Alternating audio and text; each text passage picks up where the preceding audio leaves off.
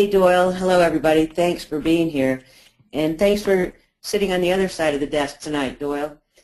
You know, this issue of dental insurance it's very challenging for many of our students. It's probably the subject that comes up most often when I'm asking them what challenges they have in implementing what we're teaching them, and they get very frustrated about working through the limitations of insurance companies and believing that their patients just want what insurance will pay for.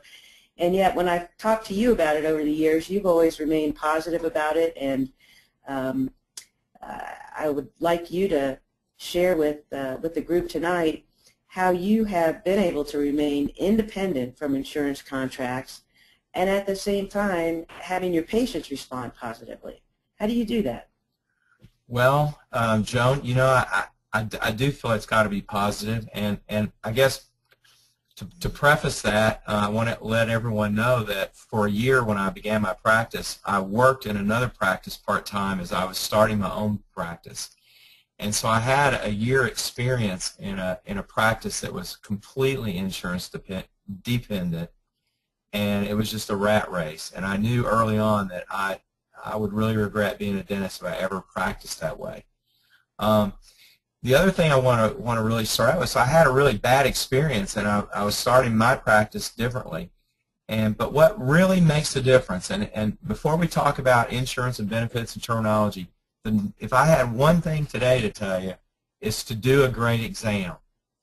And I always did what I thought was a good exam, and then when I came to St. Pete in '97 and heard Pete describe it, I had to change a lot and grow. But the main reason I would say do a great exam and how that relates to having your patients respond positively is because when you do a great exam and use a camera and take your time and it's at least an hour or maybe an hour and a half, and you take time to talk to them, that's when your patients really understand the treatment that they need.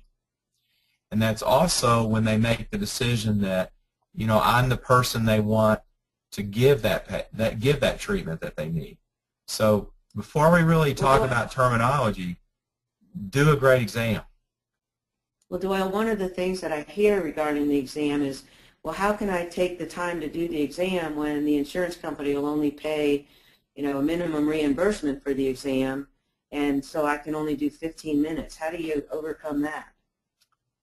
Well, it starts with just having those conversations with our patients. So our patients are like everyone else. As most of you know, but maybe not all, I'm in Lexington, Kentucky, so I'm in anywhere USA and everywhere USA. We just start talking to our patients positively about it. We tell them the first appointment is set aside for a complete exam, and we ask them, you know, are you having any problems? So when they make that phone call, our front desk people start to have conversations instead of just saying, okay, here's the time. And we find out that once we have the conversations, most of the time they do have a problem. And they do have something they want to discuss. And so then we explain, well, that would be great. And then who's your previous dentist, and can we get those records sent? And we start sending the health history out, and they start getting the idea that we're a little different and it's going to be thorough.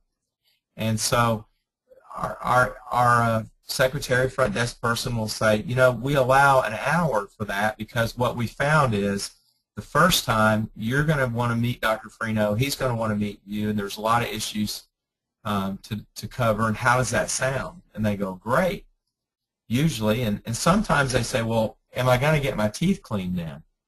And what we say is we just kind of repeat it, and we go, well, you know, we found the exam takes the entire hour.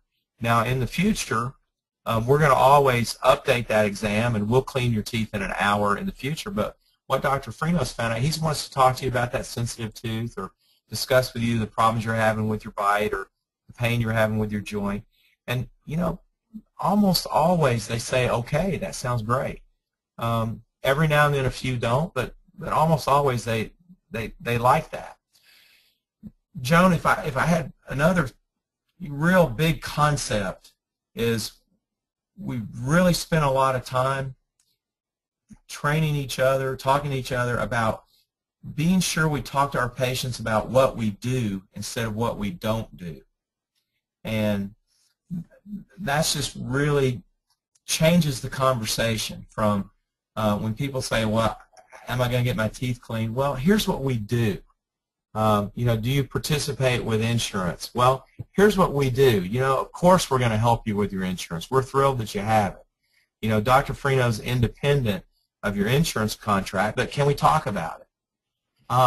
Get away from the yes-no answers, because we've got to change our conversation. We've got to change our language so that we're not using insurance company language and saying no and got a frown on our face.